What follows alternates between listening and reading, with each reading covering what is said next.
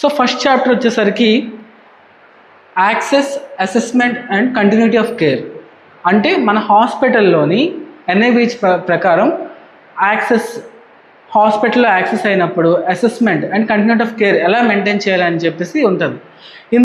Scope of services వచ్చేసరికి OPD, IPD, ఎమర్జెన్సీలోని మనం patient organisation, patient register చేయడం, ఇవన్నీ కూడాను మనకి ఇది ఇంపార్టెంట్ అనమాట దీంట్లో.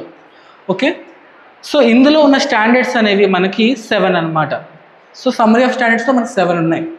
7 స్టాండర్డ్స్లో నీకు చూస్తే ఏఏసి 1, 2, 3, 4, 5, 6 and 7. 1 అనేది మనకి ఏంటంటే the organisation defines and displays the health care services that it provides. అంటే డిఫైన్స్ అంటే మనం ఏదైతే ప్రొవైడ్ చేస్తున్నామో హెల్త్ కేర్ మన హాస్పిటల్లో అవి వెల్ డిఫైన్డ్ అయి ఉండాలి. ఫర్ ఎగ్జాంపుల్ ఇక్కడ మనము ఓపీడీ, ఐపీడీ సర్వీసెస్తో పాటు మనం జనరల్ సర్జరీ కూడా మనం చేస్తున్నాం అనుకోండి, మెన్షన్ చేయాలి. స్పెషలైజ్డ్ మనకి గైనిక్ ఉందనుకోండి, కార్డియక్ కేర్ ఉందనుకోండి, అవి మనం మెన్షన్ చేయాలి ఏ ఏ సర్వీసెస్ మనం ప్రొవైడ్ చేస్తున్నాం. ఎవ్రీ హాస్పిటల్లోనే మనకి డిస్ప్లే చేయాలి ద హెల్త్ కేర్ సర్వీసెస్. అది ఫస్ట్ స్టాండర్డ్. అవి ఎలా చేయాలనేది మనకి ఆబ్జెక్టివ్స్ ఉంటాయి. We will go through it. Second, the organisation has well defined registration, administration and transfer process. అంటే పేషెంట్కి మనం యూనిక్ ఐడెంటిఫికేషన్ నెంబర్ ఇస్తాం, రైట్? అది మనకి వెల్ డిఫైన్డ్ రిజిస్ట్రేషన్ కింద వస్తుంది. అలాగే అడ్మిషన్ ప్రాసెస్లో మనం will take the details of the patient కదా, అవి అడ్మిషన్ ప్రాసెస్లో వస్తుంది. అండ్ ట్రాన్స్ఫర్ ప్రాసెస్ అనేది మనం చూస్తే హాస్పిటల్ నుంచి మనం higher or any referral hospitals కింద పంపించినప్పుడు మనం ట్రాన్స్ఫర్ ప్రాసెస్ కూడా డిఫైన్ చేస్తాం. Third, patient cared by the organisation under and established initial assessment.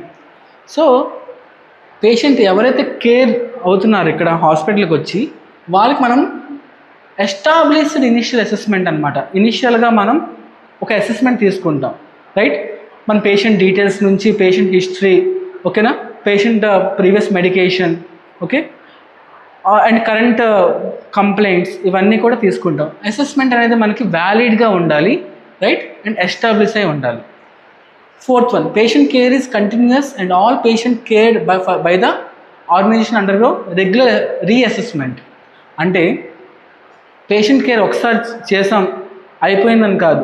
So మనకి ఏంటంటే ఈ ఆర్గనైజేషన్ అనేది రెగ్యులర్ రీఅసెస్మెంట్ కూడా చేయాలన్నమాట పేషెంట్కి, రైట్? ఫాలోఅప్స్ మనకు తెలుసు, ఫాలోఅప్స్ చేస్తుంటాం.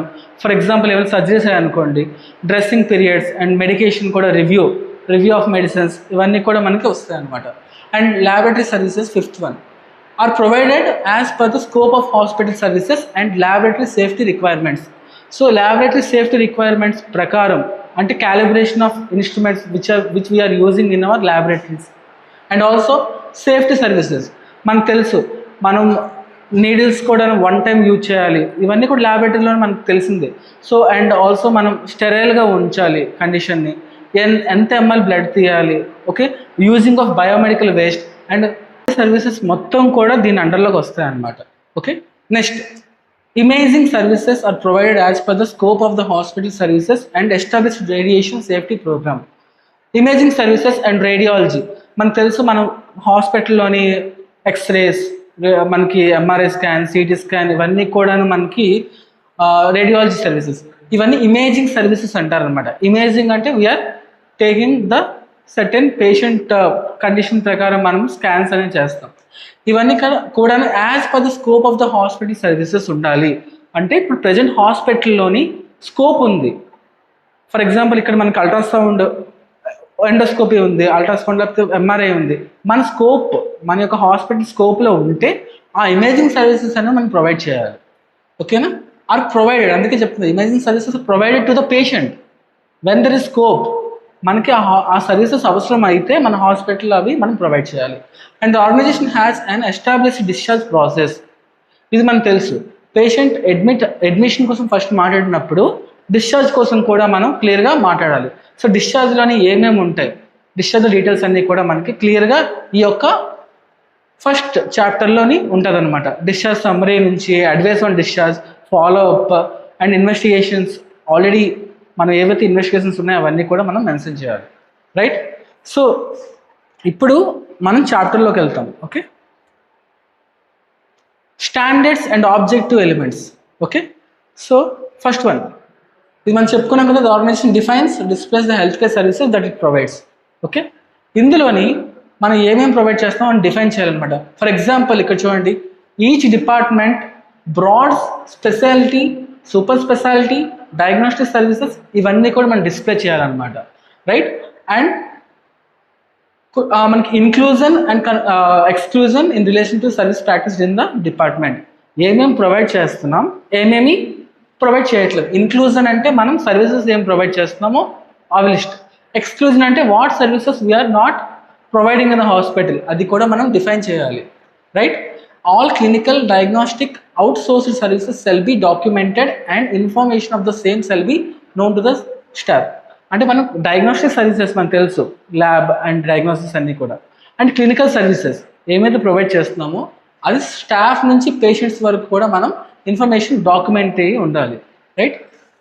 The staff handling admission and registration need to be aware of the services that the organization can provide. It is also advisable to have a system wherein the staff is aware as to whom to contact if they need any clarification. So, ఇదేంటంటే దీని అర్థం, ఎవరైతే staff ఈ admission ప్రాసెస్ని handle చేస్తున్నారో వాళ్ళకి మనకి ఒక సిస్టమ్ అనేది బిల్డ్ చేయాలన్నమాట. ఏంటంటే ఎవరిని ఫర్దర్గా ఏమైనా డౌట్ వచ్చినా సరే, ఏమైనా క్లారిఫికేషన్ కావాలన్నా సరే ఎవరిని కాంటాక్ట్ చేయాలి ఆ పైనుంచి. సో ఇవన్నీ కూడా మనకి వెల్ ఎస్టాబ్లిష్డ్ అయి ఉండాలన్నమాట, రైట్. ఇది మనకి ఫస్ట్ స్టాండర్డ్ కోర్లో. సో కోర్లో ఉంది కాబట్టి మనకి ఇవన్నీ కూడా SHCOకి అప్లై అవుతాయి. Next second, the defined services are prominently displayed. అంటే మనం ఏవైతే డిఫైన్ చేస్తామో అవి ప్రామినెంట్గా డిస్ప్లే చేయాలి. సో దీని ఇంటర్ప్రిటేషన్ ఏంటి, display should state the names of clinical and diagnostic departments of the organization. The healthcare services are so defined should be displayed promptly in an area visible to all patient visitors.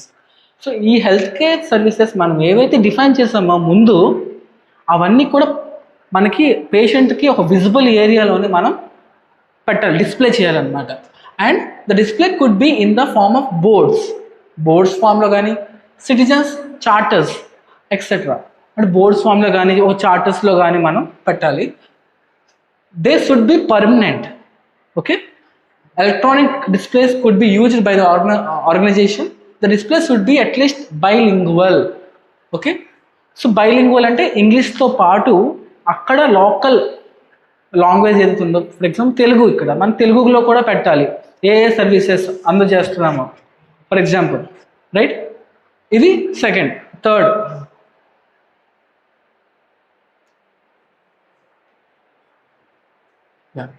మనం ఎన్ని services చేస్తున్నామో define చేస్తాం.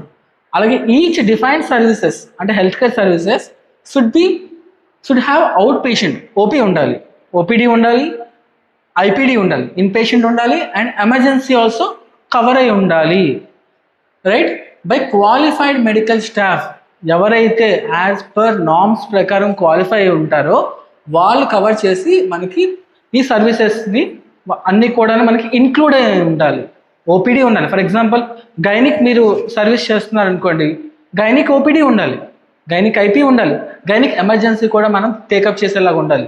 Cardiac అనుకోండి, only cardiac OP ఉంది, in patient ఉండకూడదు. So cardiac OP ఉంటే cardiac IPD కూడా ఉండాలి.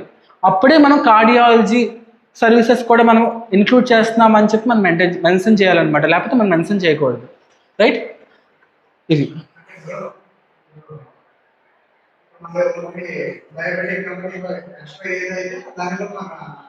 మనం ఇంక్లూడ్ చేయాలి. అండ్ ఆ సర్వీసెస్ కూడా ఎమర్జెన్సీ లెవెల్ వరకు మనం ప్రొవైడ్ చేయాలి, ఓపీడీతో సహా. Very good, right. Next, the written guidance governs the process that addresses registering and admitting out patient, day care, in patient, emergency patient. Okay, so మనం written guidance అనేది మనం address చేయాలన్నమాట. అంటే రిజిస్టరింగ్ పేషెంట్స్కి, admitting out patient, day care patient, in పేషెంట్కి, వీళ్ళందరికీ కూడా మనం వీ హ్యావ్ రిటర్న్ గైడెన్స్ అనమాట. ఓకే, సో దానికి ఏంటి, మనం ఏం చేస్తాం దానికి, సో మనం the organisation could consider mechanisms to verify identity of the patient. So మనం ఆధార్ కార్డు కానీ పేషెంట్ ఐడెంటిటీ తీసుకొని మనం చేయాలన్నమాట. ఎవరిని మనం అడ్మిట్ చేస్తున్నాము హాస్పిటల్లోని అనేది చూడాలి. Okay. And patients with clinical problem which warrant and earlier response are identified and prioritized in emergency settings. Okay, all the staff handling these activities should be oriented to the applicable guidelines. So మనకి ఎమర్జెన్సీలో వచ్చినప్పుడు మనం పేషెంట్ని ఎంత త్వరగా అయితే మనం ఎంత బాగా హ్యాండిల్ చేస్తామో ఇవన్నీ కూడా ఈ సెట్టింగ్స్ అన్నీ కూడా స్టాఫ్ ఎవరైతే ఎమర్జెన్సీ దగ్గర ఉండి హ్యాండిల్ చేస్తున్నారో వాళ్ళకి ఈ గైడ్లైన్స్ అన్నీ కూడా మనం చెప్పాలి. And these procedures address out patient, day care, in patient, emergency patients. Okay, ఇవన్నీ కూడా మనకి ఈ ఏదైతే ఉన్నాయో ఇవన్నీ కూడా అవుట్ పేషెంట్స్కి, డే కేర్, ఇన్ పేషెంట్స్కి అండ్ ఆల్సో ఎమర్జెన్సీ పేషెంట్స్కి వర్తిస్తాయి అన్నమాట. Right. General consent for the treatment is obtained when the patient enters the organization and its scope is explained. అంటే కన్సెంట్ అంటే ఏంటి? మనం పేషెంట్ మనం జాయిన్ అయినప్పుడు మనం సర్జరీ చేస్తామనేసి ఇవన్నీ కన్సెంట్ తీసుకోవాలి. స్కోప్ మనం ఏమైతే ప్రొసీజర్ చేస్తామో ఆ స్కోప్ మొత్తం కూడా వాళ్ళకి కన్సెంట్ తీసుకోవాలి, ఇక్కడ మీరు అడ్మిట్ అవుతున్నారు కాబట్టి. And the organization defines what is the scope of the general consent, and the same shall be communicated to the patient or his family members in his own language. And this cannot include consent for invasive procedures, other surgical specific procedures. ఈ consent అనేది general consent అనమాట. ఈ general consent అనేది మనం వాళ్ళ యొక్క patient యొక్క family member are patient యొక్క అటెండెంట్కి కూడా మనం హిస్ ఓన్ అండర్స్టాండబుల్ లాంగ్వేజ్లో మనం చెప్పాలి. And this will not include surgical consent. For invasive surgery ఏమైనా చేస్తాం అనుకోండి, ఆ స్పెసిఫిక్ ప్రొసీజర్స్కి ఈ కన్సెంట్ కాదు. This is general consent. Okay, admission టైంకి. Right. So a unique identification number is generated at the end of the registration. అంటే మనకి లైక్ ఏదైతే రిజిస్ట్రేషన్ చేస్తున్నామో, ఫర్ ఎగ్జాంపుల్ డే కేర్కి అయితే డే కేర్, ఐపీడీ అయితే ఐపీడీ, ఓపీడీ అయితే OPD, emergency. So unique identification number మనకి జనరేటెడ్ చేయాలన్నమాట. Okay, this number shall be used for identification of patient across the organisation to ensure continuity of care.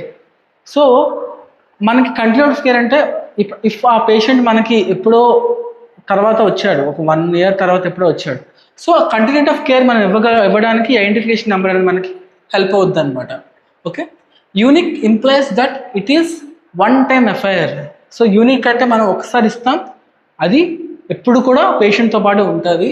And particular patient have one unique number. However in case of multiple visits different number could be generated additionally. ఒకవేళ అదే patient మళ్ళీ ఐపీలోకి కానీ ఓపీలోకి మళ్ళీ join అయితే, ఐపీలో మళ్ళీ join అయితే మళ్ళీ unique identification number మారిపోదు. But అప్పుడు వరకు కూడా this is the same number. Okay, so ఈ బ్లూ కలర్లో ఉంది కదా, నేను చెప్పాను బ్లూ కలర్లో కమిట్మెంట్. ఈ కమిట్మెంట్ మనకి ఇనీషియల్ అసెస్మెంట్కి అవసరం లేదు, ఇప్పుడు ఎంట్రీ లెవెల్. సో ఇది మనకి అవసరం లేదు, బ్లూ కలర్లో ఉంటుంది. థర్డ్,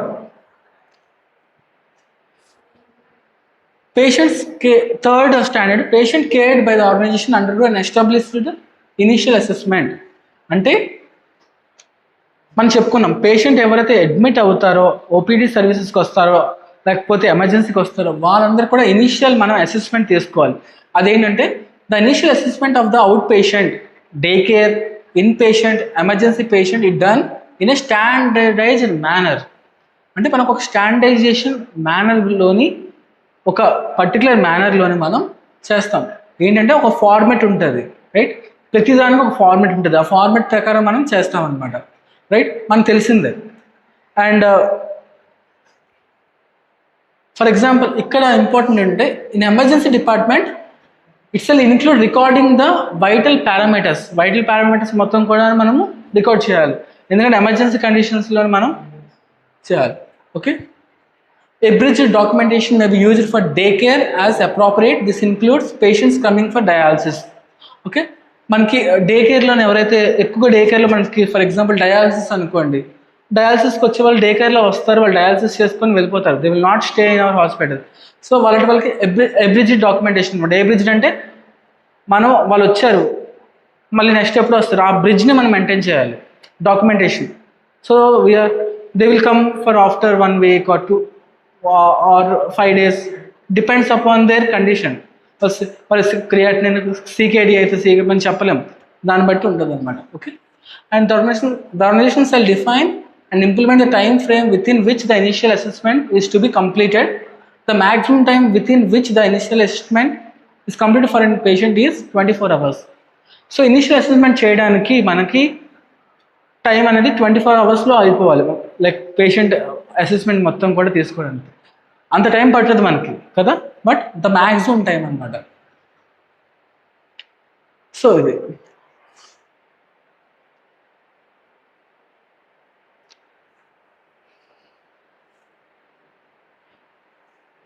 గ్రీన్ ఉంది కదా, ఈ గ్రీన్ మనకు అవసరం లేదు, ఎక్సలెన్స్ పాయింట్ కాబట్టి. Fourth one, patient care is continuous and all patients cared by the organisation undergo regular reassessment. So మనం చెప్పుకున్నాం ఆల్రెడీ. సో పేషెంట్ కేర్ అనేది కంటిన్యూస్ అనమాట. మనకి సెకండ్ చాప్టర్ కూడా అదే, కంటిన్యూస్ కేర్ ఆఫ్ పేషెంట్స్ ఉంటుంది కదా, అందులో మనం చెప్తాం ఇంకా క్లియర్గా. So during all phases of care there is qualified individual identified as responsible for the patient care who coordinates the care in all the settings within the organization.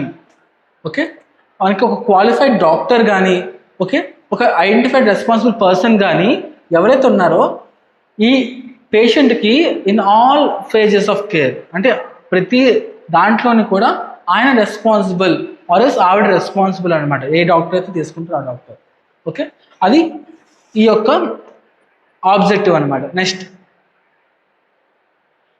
Patients are reassessed at appropriate intervals to determine the response to treatment and to plan further treatment or discharge.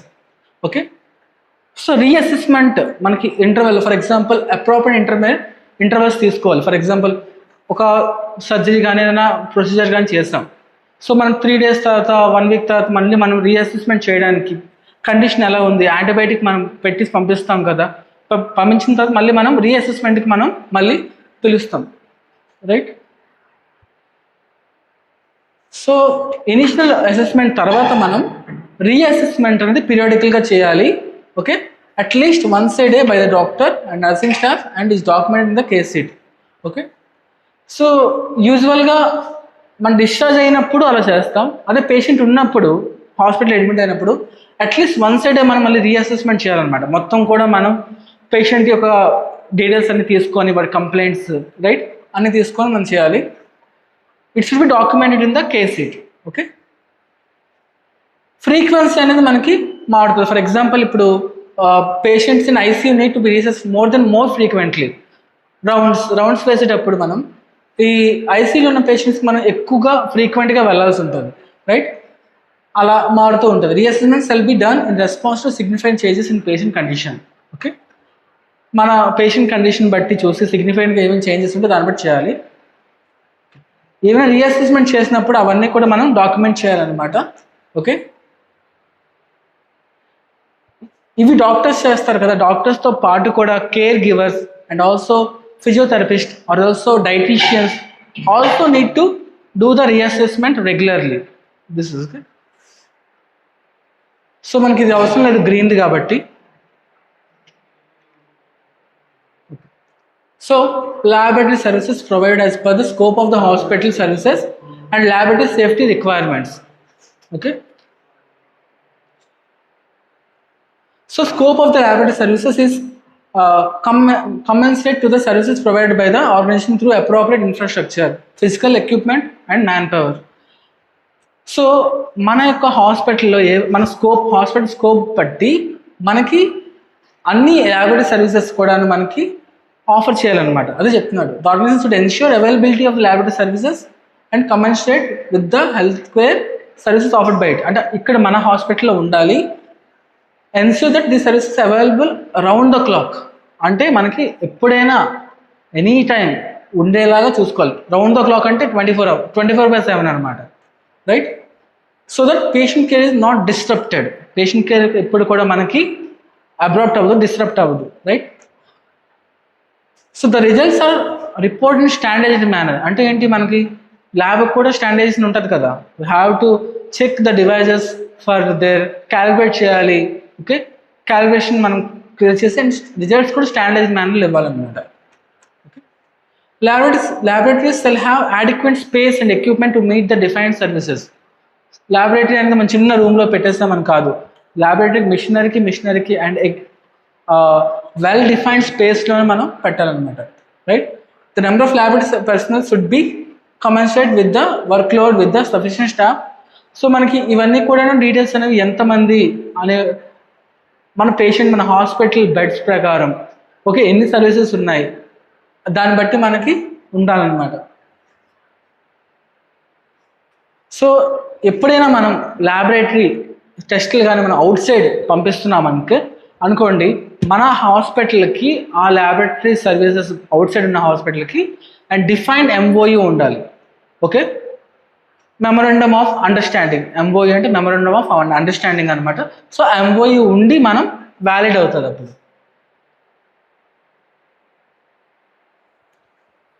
So requisition for the test, collection of specimens, identification, handling, safe transportation, processing and disposal of specimens is performed as per return guidance.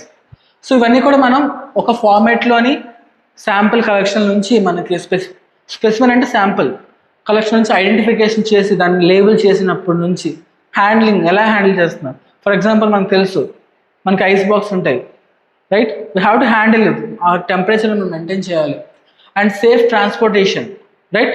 Sample మనం తీసే samples అన్ని కూడా సేఫ్గా transportation చేయాలి. Processing, disposal కూడాను మనం ఎక్కడ dispose చేస్తున్నాం ఇవన్నీ కూడాను రిటర్న్ గైడెన్స్లో స్పెసిఫై ఉండాలి, రైట్? సో అంతే. So to ensure safety of specimen till the test and retest, అంటే ఇవన్నీ కూడా ఎందుకు చేస్తామంటే మనం సేఫ్టీని ఎన్ష్యూర్ చేయడానికి, రైట్? అండ్ దీనికి కూడా the organisation ensure that unique identification number is used for identification of the patient. So ఈ ల్యాబొరేటరీ మనం రాసాం కదా శాంపిల్లో, యూనిక్ ఐడెంటిఫికేషన్ నెంబర్ అనేది మనం మెన్షన్ చేయాలి సో దట్ మనకి మిస్ అవ్వదు శాంపిల్ పేషెంట్.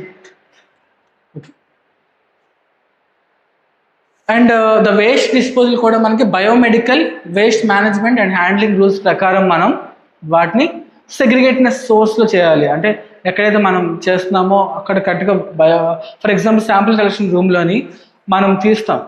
సో నీడిల్స్ ఉంటాయి, ప్లాస్టిక్ సిరింజెస్ ఉంటాయి, సిరింజెస్ అనేవి రెడ్ బ్యాగ్లోని, నీడిల్స్ అనేవి మన పంచర్ ప్రూఫ్లోని, ఒకవేళ మనం ఏమైనా కాటన్ బ్లడ్తో మనం చూసినా అవన్నీ కూడా ఎల్లోదని వేసి, సో ఓకే గ్లవ్ కానీ మనం వాడిన పేషెంట్, సో అవన్నీ కూడా మళ్ళీ ఎల్లోలో అలా వేసి మనం సెగ్రిగేషన్ సోర్స్ చేయాలన్నమాట, రైట్?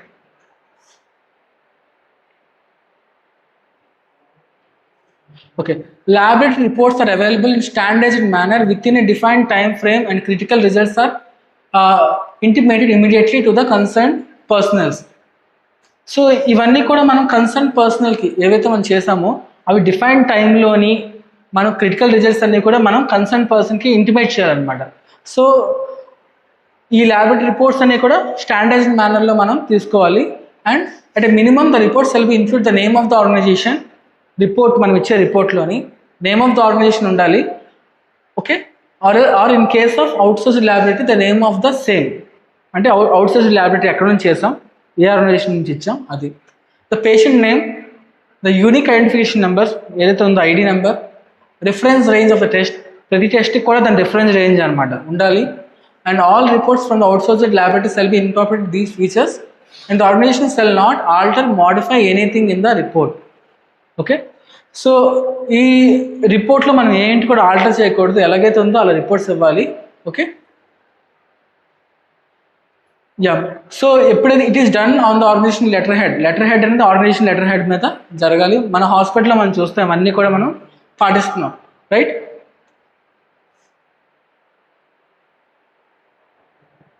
యా, టర్న్ టైం ఇక్కడ టర్న్ అరౌండ్ టైం అంటే మనం ల్యాబొరేటరీ టెస్ట్ చేసిన తర్వాత ఎంత టైం మనం తీసుకుంటున్నాం అది అనేది మనం డిఫైన్ చేయాలి. డిఫైన్ అంటే we have to well define the time for the and the turnaround time could be different for different tests, could be decided based on the nature of the test, criticality of the test, urgency of test.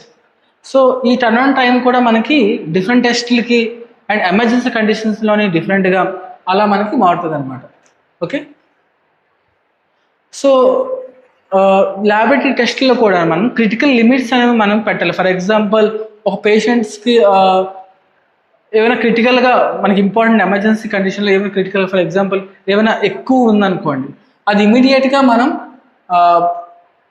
ఏంటంటే మనం immediate attention to the patient management అనమాట. So అది వెంటనే మనం చెప్పగలగాలి పేషెంట్కి, right? Always ఫిజిషియన్కి మనం చెప్పాలి, రైట్?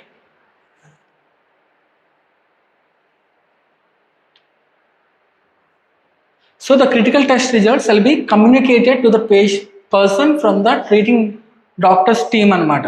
సో ఎవరైతే వార్డ్ నర్స్ ఉంటారో డాక్టర్ అయినా వీళ్ళందరూ కూడా ఈ యొక్క క్రిటికల్ టెస్ట్ ఏదైతే అబ్నార్మల్గా వచ్చిందో విచ్ ఈస్ అలార్మింగ్గా అంటే ఎక్కువగా మన క్రిటికల్గా రిజల్ట్ అనేది ఉందో అది మనం డాక్టర్ అయినా లేకపోతే నర్స్ అయినా సో చెప్పించాలన్నమాట. ఓకే, అట్ ఎర్లియస్ట్ అంటే మనం ఇమీడియట్గా వాళ్ళు చెప్పాలి, but not later the 1 hour after completion of the test report being ready. లేట్గా చెప్పకూడదు. The intimation who communicate the value and identify of the recipient, read back and date and time acknowledgement. So intimate చేసినట్టు మనం కూడాను రాసుకోవాలి, ఎప్పుడు చేస్తాం, ఎవరికి చేస్తాం అనేది. Okay, we have to take that. ఆ అక్నాలజ్మెంట్ అనేది మనం తీసుకోవాలి. ఇంటిమేట్ చేస్తామా, ఎవరి చేస్తాం, ఎవరికి చేస్తాం, పేషెంట్ అటెండర్కి, ఒక ఆ పర్సన్ ఎవరు, ఏ టైంలో చేస్తాం, ఓకే, ఏ డేట్లో చేస్తాం, అంతా కూడా మనం అక్నాలజ్మెంట్ తీసుకోవాలి. సో ఎలక్ట్రానిక్ రిపోర్ట్ వచ్చింది అనుకోండి, సిస్టమ్ జనరేటెడ్, అది కూడా మనం ఫిజికల్ రిపోర్ట్ క్రిటికల్ రిజల్ట్స్ అనేవి మనం ఇవ్వాలన్నమాట, రైట్?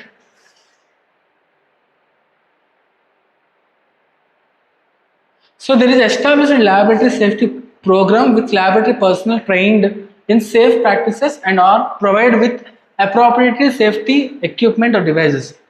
సో మనకి ల్యాబొరేటరీ పర్సన్స్ అందరికి కూడా మనం ట్రైన్ చేసి ఉండాలి, ఎలాగ మనం సేఫ్టీ ప్రికాషన్స్, సేఫ్ ప్రాక్టీసెస్ చేయాలి అనేది.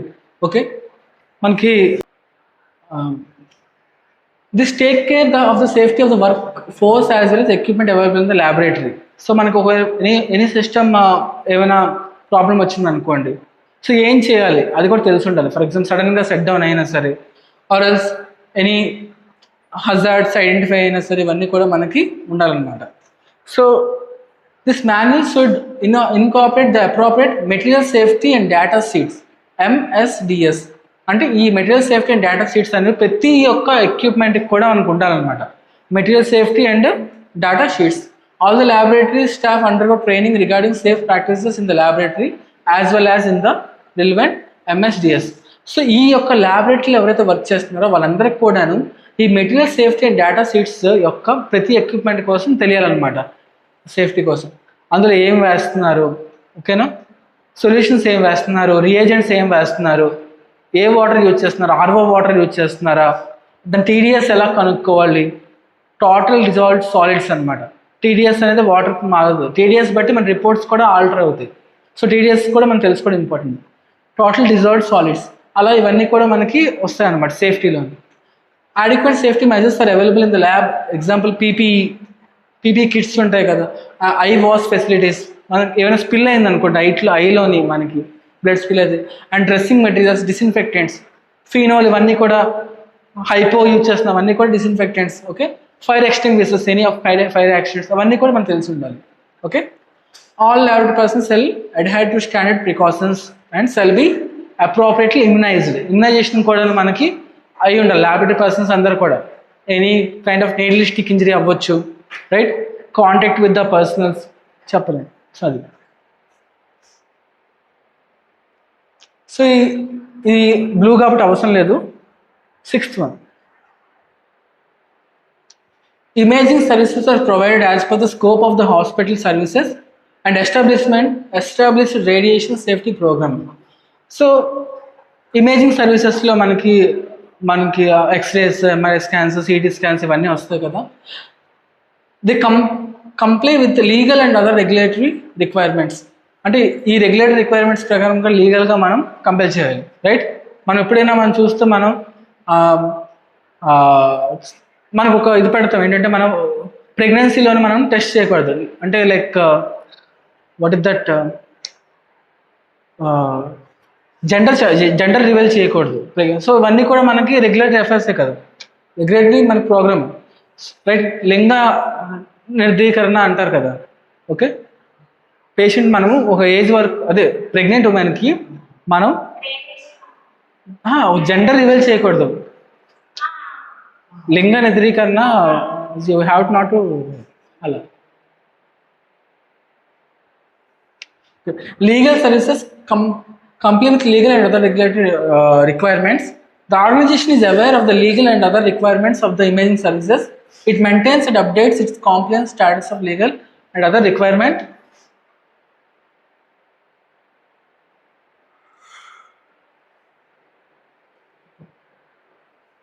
సో మనమైతే రేడియేషన్ కాబట్టి రేడియేషన్లో మనకు తెలుసు. సో మన రేడియేషన్లో మనకి క్లియరెన్స్ ఎవరంటే atomic energy regulatory board. Atomic energy regulatory board అనేది మనకి రేడియేషన్ క్లియరెన్స్ ఇస్తుంది, అంటే మనం ఎంత రేడియేషన్ మనం ఇచ్చేస్తున్నాం అనేది. సో డోసిమీటర్స్ అంటే ఇవి మనకి డోసిమీటర్స్ అనేవి ఏంటంటే రేడియేషన్ ఎంత ఉందో మనకి చూస్తాయి. లెడ్ సీడ్స్ మనం చూస్తే ఆపరేషన్ థియేటర్ లెడ్ సీడ్స్ అనేవి పెద్ద పెద్ద వేసుకొని వెళ్తారు టు జస్ట్ నాట్, అవి లెడ్ అనేది మనకి రేడియేషన్ అబ్జర్వ్ చేస్తుంది అనమాట. లెడ్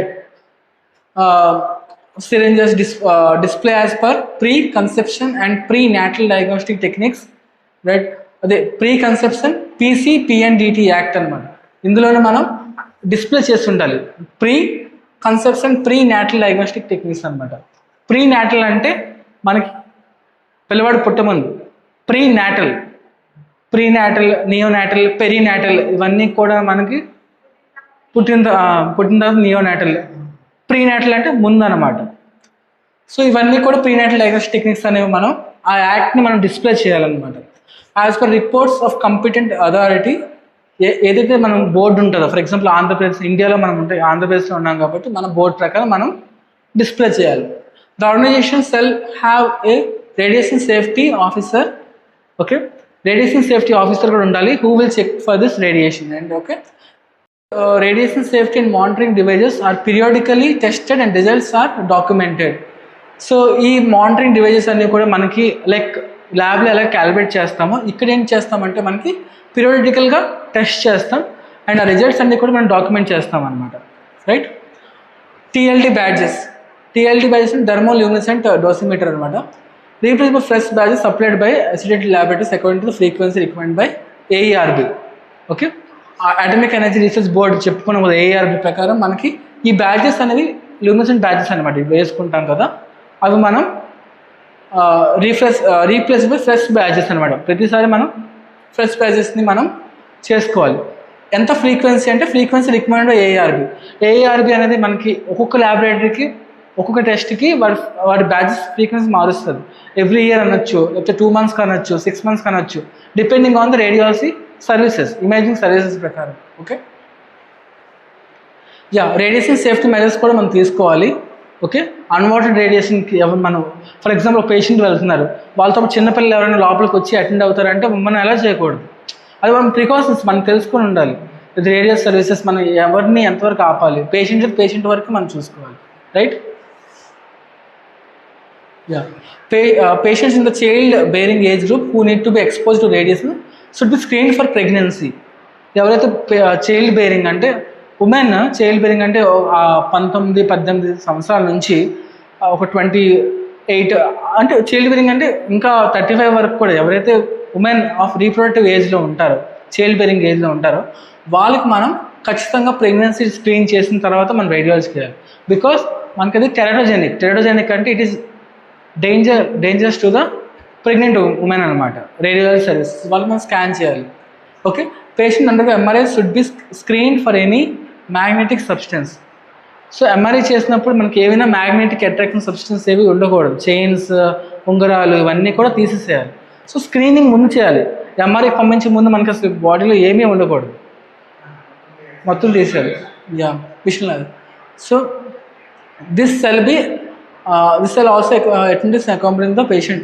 సో ఎవరైతే అటెండెన్స్ ఉన్నారో వాళ్ళకి కూడా తీసేసేయాలి, పేషెంట్తో పాటు వచ్చిన వాళ్ళకి కూడా అన్నీ కూడా తీసేసేయాలి. Informed consent should be taken for the contrast injection, moderate deep sedation, interventional procedures and wherever higher risk due to imaging చేసినప్పుడు కొన్ని వాటిలో మనం సెడేషన్ ఇస్తాం. సెడేషన్ అంటే మత్తు, సెడేషన్ కొంచెం అవ్వడానికి ఇస్తాం. ఆర్ఎల్స్ మనకి కాంట్రాక్ట్ ఇంజెక్షన్ కొన్ని ఫర్ ఎగ్జాంపుల్ యాంజియోగ్రఫీ చేసినప్పుడు కాంట్రాక్ట్ డై ఇస్తాం అనమాట. డై ఇస్తామా లేదా? క్లినిక్ కనిపించిన డై ఇస్తాం కదా యాంజియోగ్రామ్ చేసేటప్పుడు, రైట్? మనకి సో అలా ఇచ్చినప్పుడు మనం కన్సెంట్ తీసుకోవాలి, ఇలా ఇస్తున్నాం అనేసి, రైట్? రిస్క్ స్క్రీనింగ్ కూడా మనం చేయాలి, రైట్? ఈ గ్రీన్ది మనకు అవసరం లేదు. Last, the organisations has an established discharge process. మనకి ఏదైతే ఆర్గనైజేషన్ ఉందో వాటికి ఎస్టాబ్లిష్డ్ డిశ్చార్జ్ ప్రాసెస్ ఉండాలన్నమాట. ఓకే, మనం ఏంటంటే మన మెడికో లీగల్ కేసెస్ నుంచి అన్ని కేసెస్ కూడా మనకి ఎలా డిశ్చార్జ్ ఇవ్వాలి,